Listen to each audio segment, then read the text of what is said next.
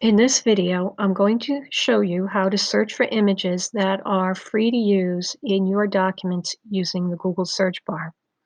There are two ways to do this. The first way is to type in what you're looking for and then add the word images at the end.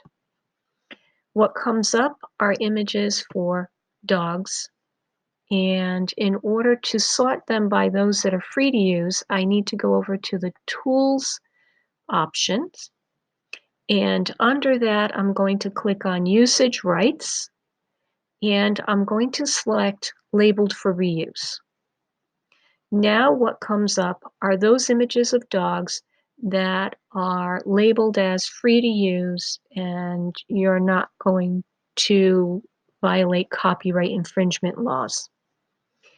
The second way to find images that are free to use would be to do an advanced search. And to do that, from the Google search bar, go down to the lower right-hand corner where it says Settings. Click on Settings and a pop-up menu comes up. Click Advanced Search. And within Advanced Search, I'm going to this time look for snowman cartoon images.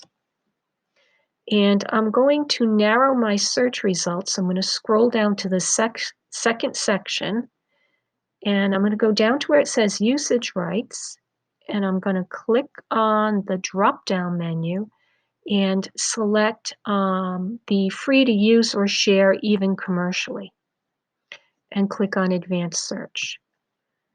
Now the images that come up for the cartoon snowman are labeled for reuse, and you can see that in blue. So now I'm able to use these in my documents and again, not worry too much about copyright infringement.